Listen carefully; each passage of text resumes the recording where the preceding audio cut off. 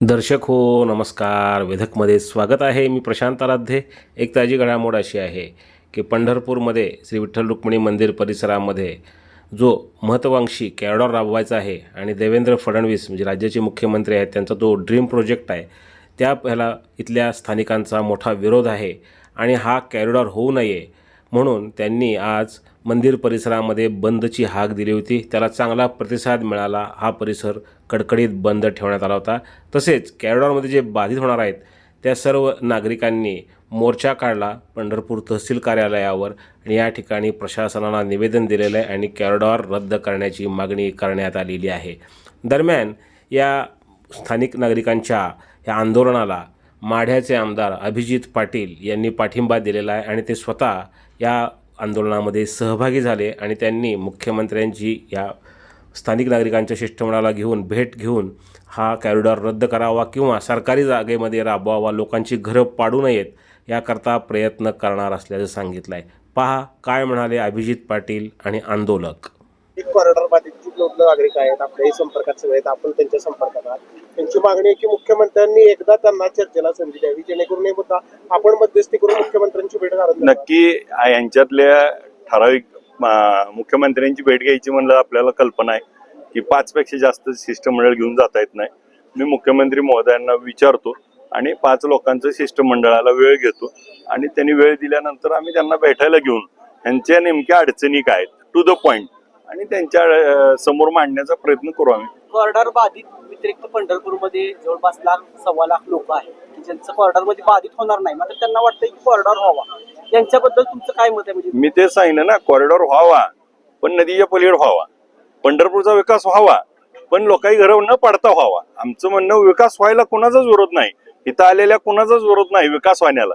तुम्ही 50,000 कोटी खर्चा ना पंढरपूरसाठी, पण घरं पाडून खर्चण्यापेक्षा पंढरपुरात बागा करा, पंढरपुरात आलेल्या वारकऱ्यांसाठी सोयी सुविधा करा, आपण आलेल्या लोकांसाठी सभामंडप करा, आलेल्या लोकांना राहण्याची, खाण्याची, आंघोळीची, इथं कीर्तन करण्याची अनेक सुविधा करू शकता. आपण इथं संतपीठ करू शकतो, आपण इथं संत विद्यापीठ करू शकतो. आलेल्या सगळ्या वारकरी संप्रदायाच्या जेवढे संत झालेत त्या प्रत्येकाचं एक स्मारक करू शकतो. त्या पंढरीच्या पांडुरंगाच्या वरती जेवढी आख्यायिका आहे त्या सगळ्या आख्यायिकेची एखादी मोठी सृष्टी होऊ शकते. आपल्याला करण्यासारखं खूप आहे, पण घरं पाडून जे करायचंय त्याच्याऐवजी घराच्या पलीकडे शेतात करावं असाच आमचा विषय. निवडणुकीच्या आधी आमदार साहेब आमच्या हिंदू सभा भवनला आले होते बाधितांची भेट घ्यायला आणि त्यावेळेला असं म्हणले होते कॉरिडॉरचा काहीही विचार नाही.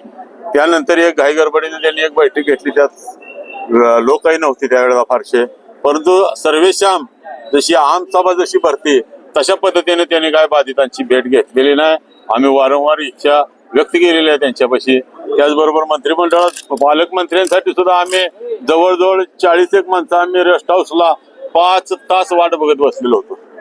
भले ठीक आमची भेट नाही झाली तर निदान पालकमंत्री साहेबांनी निदान एवढा तर निरोप द्यायला पाहिजे होता की तुम्ही थांबून गेला, पुढे मागा आपण बसू. एवढे सुद्धा सौजन्य राज्यकर्त्यांमध्ये नाही. आमचं काय राज्यकर्त्याशी भांडण नाही किंवा वाद नाही. आता आमचं एवढंच मागणं आहे की सरकारी जागेत कॉरिडॉर व्हावा, कारण आता आबासाहेबांनी ज्याप्रमाणे नदी पलीकडचं सांगितलं त्याचप्रमाणे इतक्या सरकारी जागा वाया गेलेल्या आहेत. पंढरपूर शहरामध्ये पुराचं पाणी न येणारा, कुणालाही फारसा उपयोग नसलेला 200 एकराचा प्लॉट आहे म्हणजे यमाई तलाव. आनंद सागर शेगाववाले एवढं कार्य करते, त्यांना पाणी बाहेर विकत आणावं लागतं, त्यात ओतावं लागतं. इथं आयतं आहे आणि इथं कधीही पूर येणार नाही, जमीन चांगली आहे आणि हे सगळं करून मॉर्निंग वॉकला जी 200 माणसं जाते त्यांची सुद्धा सोय होऊ शकते. आमचं असं म्हणणं आहे 50-60 रुंदीचा 4 किलोमीटर लांब एवढा प्लॅटफॉर्म आपल्या वापरत आणत नाही तुम्ही. त्यातून अवघ्या 1.25 किलोमीटरवर विठ्ठल मंदिर आहे, एक स्कायवॉक टाकला तोही सगळ्यात कमी गर्दीचा रस्ता आहे. अशी एक ऐकायलाच तयार नाहीत. म्हणजे जास्तीत जास्त मोबदला देऊ असं आतापर्यंत जास्त मोबदला देऊ आणि ज्या काही कलेक्टर बरोबर बैठकी झाल्या त्यामध्ये अशी एक चर्चा बाहेर येते की जर कॉरिडॉर बाधितांनी जर ऐकलं नाही तर तो मोबदला जो काही सरकारी आहे तो मिळेल. म्हणजे असं देखील जर त्यांना जर सुरू केलं तर परिस्थिती येईल. तर काय याच्या मोबदल्याबद्दल आम्हाला काय म्हणायचं नाही, कारण मोबदला आम्हाला मान्य नाही. हृदय काढून देईल. चंदनाची चिता कोणी लावली म्हणून त्याच्यावर झोपत नसतं मनुष्य. उद्या म्हणले चंदनाची मस्त चिता लावली, चांगली सुगंध आहे, त्याच्यावर तुम्ही आडवं पडा, कोण पडेल का? त्याप्रमाणे आम्ही त्यात पडणार नाही. आता काही आमच्यातली माणसं अशी आहेत ज्यांची आतल्या बाजूला घर आहेत, बोळात घर आहेत, त्यांना असं वाटतं की दिलं तर हरकत नाही, देऊ आपण सरकारला. त्यांना घ्यायचं असेल, त्यांना द्यायचं असेल तर आमचीही काय हरकत नाही. उलट आम्ही त्यांना असं सांगतो की आमच्या बाधित भागात ते जे श्रीमंत लोक आहेत ते तुमची जागा विकत घेतील. तुम्हाला जर जागा विकून जायचं एवढा जर तुम्हाला जागेचा त्रास होत असेल तर आमच्या समितीतर्फे सुद्धा आम्ही घ्यायला तयार आहे.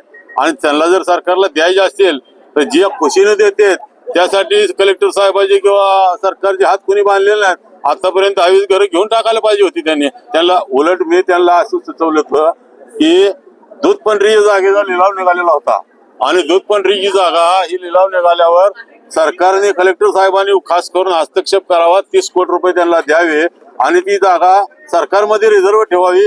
म्हणजे त्या नादाने काही बाधित लोक तुमच्यापासून जायला तयार झाले, त्यांचंही कल्याण होईल, तुमचंही कल्याण होईल. पण ह्यासाठी काही करायला तयार नाही ते लोक. भावी भक्तांच्या